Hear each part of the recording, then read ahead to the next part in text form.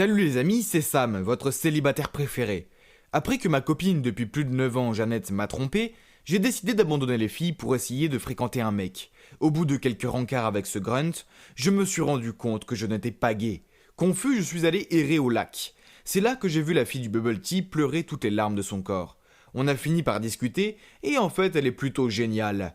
Mais vu que je suis un abruti, j'ai oublié de lui demander son nom et son numéro. Ah! Je l'avais déjà croisée 2 fois, donc je devrais de nouveau bientôt tomber sur elle, non?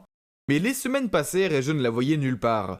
J'ai même passé quelques après-midi dans la boutique de bubble tea en espérant la voir. Je ne l'ai pas vue, mais j'ai trouvé son sosie. Une pauvre fille qui s'est retrouvée terrifiée quand je lui ai foncé dessus en criant « Oui, je t'ai trouvé !» Oups! Je n'arrêtais pas de penser à elle.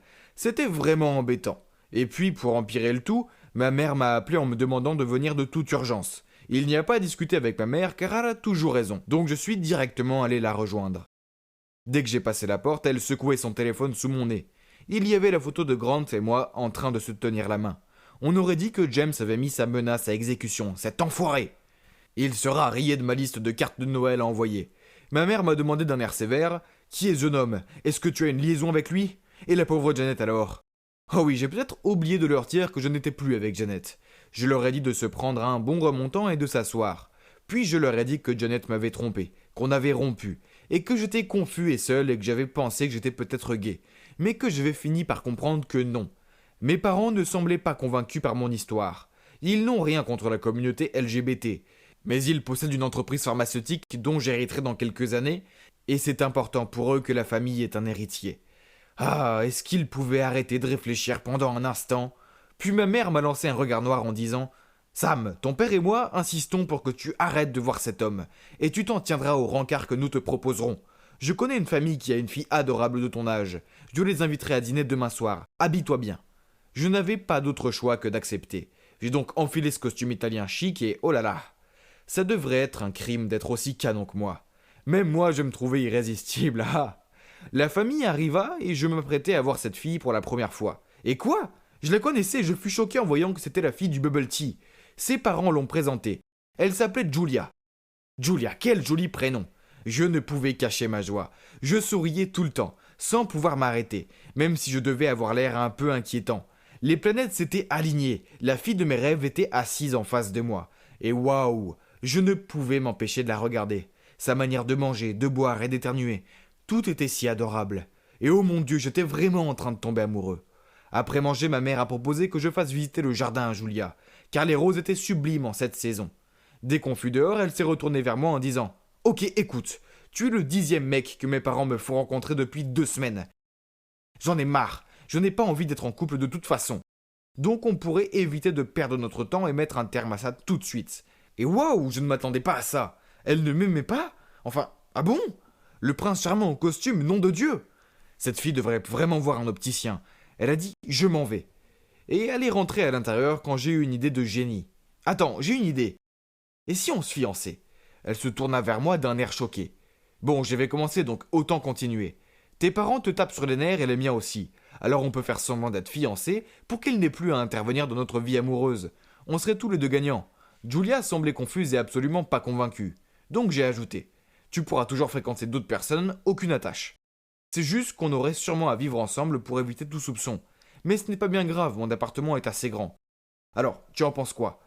Je voyais que Julia réfléchissait, mais elle semblait avoir besoin d'un élan. C'est alors que j'ai dit « Et aussi, pour ta gouverne, je suis gay. Donc tu n'as pas à t'inquiéter, car tu n'es pas mon genre. Ce serait comme avoir un colocataire, et même un coloc très sexy. Oh super, comment allais-je la séduire si elle pensait que j'étais gay? Bien joué, Sam. » Mais à ma surprise, elle a accepté. Oh mon Dieu, je ne pensais pas que ça marcherait. J'étais si heureux, mais il fallait que je me calme et que je garde mon sang-froid. Donc on s'est serré la main pour sceller l'accord. Le lendemain, on s'est retrouvés dans un café pour parler des conditions, et on a établi quelques règles importantes. 1. Ne parler de cet accord à personne. 2. Pas d'excuses. On se rend ensemble aux événements importants. 3. On peut fréquenter d'autres personnes, mais on n'en parle pas à nos familles et à nos amis. 4. Personne ne doit dormir chez nous, car il n'y a pas assez de place et ce serait vraiment gênant. 5. Le mercredi soir, c'est soirée tacos. C'est non négociable. On a tous les deux signé le contrat. Waouh, je n'arrivais pas à croire que ça arrivait vraiment. J'allais entrer dans une fausse relation avec la fille de mes rêves. Enfin, qu'est-ce qui pourrait mal se passer?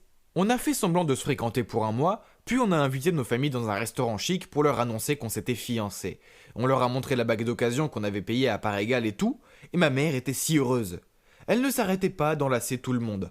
Ensuite, on a emménagé ensemble, et mon objectif de conquérir le cœur de ma fiancée était officiellement lancé. Durant notre première nuit dans notre nouvelle maison, j'ai sorti un oreiller supplémentaire pour Julia, et j'ai mis une couette plus grande pour qu'on puisse la partager. Julia me voyait faire le lit, donc elle a demandé « Oh, qu'est-ce que tu fais? Tu ne penses quand même pas qu'on va dormir dans le même lit, si ?» Je lui ai dit que si, où dormir sinon? Elle a rigolé en disant qu'elle prenait le lit et que je pouvais dormir sur le canapé. Oh mince, c'était une bonne occasion de se rapprocher d'elle. Donc je lui ai dit que j'avais des problèmes de dos et que j'avais besoin de dormir dans un lit. Je lui ai rappelé que j'étais gay et qu'il n'y avait pas d'inquiétude à avoir. Mais elle continua de refuser, donc elle a dormi sur le canapé. Oh, elle était si têtue. Comment pourrais-je dormir sachant que ma fiancée était sur le canapé? Donc je suis allé la voir pour voir si elle était encore réveillée. Non, elle dormait profondément, et même avec la bouche ouverte, elle était super mignonne. Je m'assis au sol, près d'elle, et sans m'en rendre compte, je me suis endormi. J'avais fait ce rêve génial où Julia et moi on se courait après sur la plage, et elle me taquinait en m'éclaboussant le visage. Soudainement, je me suis réveillé en sentant un liquide sur mon visage. J'ai ouvert les yeux, et c'était Julia. Elle bavait sur moi. Ah! J'ai couru dans la chambre avant qu'elle se réveille, et qu'elle me voie couvert de sa bave, car ça aurait été un peu bizarre, non? Le lendemain matin, j'ai préparé à Julia ma spécialité pour le petit déjeuner. Des œufs brouillés, du bacon et des saucisses. Je faisais des vrais efforts de présentation, donc mes plats avaient toujours l'air de sortir d'un restaurant étoilé Michelin. Gordon Ramsay ne connaissait pas mes talents de cuisinier. Après le petit déjeuner, elle est sortie, donc j'ai décidé de faire quelques changements. J'ai fait emmener le canapé, puis j'ai décidé de lui cuisiner un bon repas. Elle est rentrée et semblait confuse quand elle a vu la table dressée avec un vase de fleurs et des bougies. « On fait de quoi ?» demanda-t-elle. « Rien de spécial, je cuisine toujours comme ça, dis-je en haussant les épaules. Et où est le canapé? Dit-elle en fronçant les sourcils. Oh, cette vieillerie, il a cassé, il y avait des ressorts partout, c'était vraiment dangereux. Donc j'ai dû le faire emmener. Tu dormiras avec moi le temps qu'on en prenne un nouveau. Je savais qu'elle ne pouvait pas refuser maintenant, car il n'y avait pas d'autre endroit où dormir. Mais non, elle refusait. Oh, elle devait se dire que je n'étais pas gay, je le savais. Ok, j'avais encore un plan B. Il était temps de sortir mes mecs. Je sortis une pile de magazines du placard en disant « Ok, laisse-moi alors te trouver une couette où tu pourras dormir. » Elle regardait le magazine avec des yeux écarquillés. Oui, c'était que des magazines People avec en couverture l'homme le plus sexy du monde. Chris Hemsworth, Bradley Cooper et d'autres mecs canons. Elle allait en prendre un, mais je l'ai regardé d'un air sévère en disant « Hé, fais attention s'il te plaît, je tiens beaucoup à ces magazines. » Elle resta silencieuse un moment, puis a dit qu'on pouvait dormir dans le même lit. Oh mon Dieu, victoire! Je savais que c'était une bonne idée d'emprunter ces magazines à mon ami. Julia a pris des oreillers en plus pour les mettre au milieu du lit en disant « Ne dépasse surtout pas cette ligne. » Je souris en acquiesçant. Le lendemain matin, je me suis réveillé et fus choqué. Julia m'enlaçait dans son sommeil. Tous les oreillers qu'elle avait mis au milieu étaient par terre. On dirait qu'elle ne pouvait pas me résister. Enfin, comment lui en vouloir, je suis un beau mec. Je restais allongé là à savourer ce bon moment. Mais soudainement, elle s'est réveillée et me poussa hors du lit. Aïe, mais ça valait le coup de se faire mal, non? Et ça ne s'est pas arrêté là. Vivre avec Julia en faisant semblant d'être gay n'était pas un choix de tout repos. Je dois lui avouer, mais est-ce que cela finira par porter ses fruits? Restez à l'écoute pour le découvrir.